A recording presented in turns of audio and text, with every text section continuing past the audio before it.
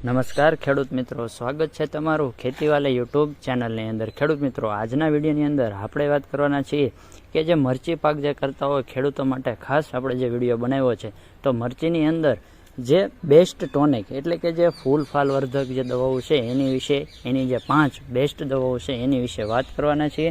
તો વિડીયોમાં નવા આવેલા મિત્રોને ખાસ કે વિડીયો જો પસંદ આવે તો લાઇક, શેર અને સબસ્ક્રાઈબ કરવાની ભૂલશો નહીં। તો શરૂ કરીએ આજનો આ વિડીયો।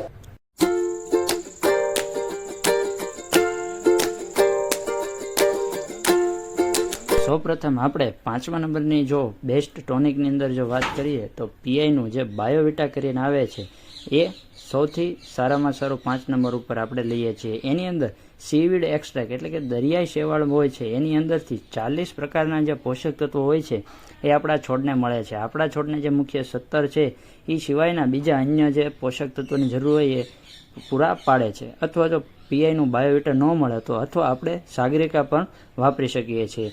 એ 2 ml પ્રતિ લીટર પ્રમાણે તમે એનો છંટકાવ કરી શકો છો। અને આ ખેડૂત મિત્રો, આની એક ખાસિયત છે કે જે પોષક તત્વો હોય છે એ ધીમે ધીમે રિલીઝ કરે છે, એટલે કે આપણા પાકને જરૂરિયાત મુજબ પોષક તત્વો મળતા રહે છે। ત્યારબાદ 4થા નંબર ઉપર આવે છે બાયરનું એમ્બિશન। તો એની અંદર એમિનો એસિડ, ફુલ્વિક એસિડ જેવા તત્વો હોય છે કે જે આપણા મરચીના પાકમાં અને અન્ય પાકમાં જે ફૂલ ફાલ છે એની અંદર સારામાં સારું વૃદ્ધિવર્ધક અને બીજું ફાલ ફૂલ માટે સારામાં સારું પરિણામ આપે છે। એ પણ તમે 2 ml પ્રતિ લીટરના પ્રમાણે આપી શકો છો। તો 15 લીટરના પંપની અંદર તમારે 30 ml નાખવાનું રહે છે।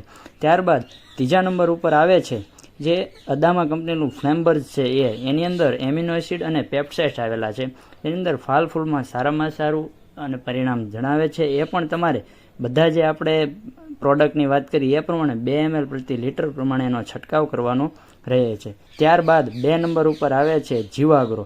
એની અંદર એમિનો એસિડ અને પેપ્ટાઇડ્સ આવેલા છે, તે પણ સારામાં સારું આપણા બધા જ પાકોમાં તમે વાપરી શકો છો।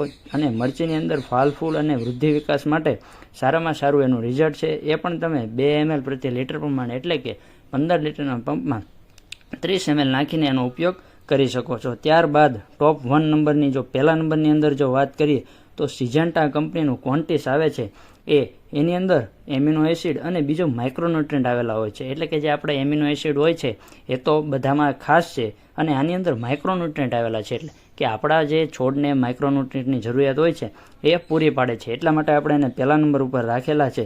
એ તમે 2 થી 3 ml પ્રતિ લીટર એટલે કે તમારે પંપમાં 15 લીટરના પંપમાં 30 થી લઈને 45 ml સુધી નાખી શકો છો, જેનું સારામાં સારું તમને રિઝલ્ટ મળે છે। તો ખેડૂત મિત્રો, આ પ્રમાણે 1 થી લઈને 5 નંબરના જે ટોપ બેસ્ટ ટોનિક છે આપણે જે પાક માટે, મરચીના પાક માટે છે અથવા અન્ય પાકમાં તમે વાપરી શકો છો। એની અંદર આ 5 જે છે એની અંદર તમે વપરાશ કરજો, સારામાં સારું તમને રિઝલ્ટ મળશે। અને અન્ય કોઈ માહિતી મેળવવા માંગતા હોય તો જરૂરથી કોમેન્ટ કરી દેજો।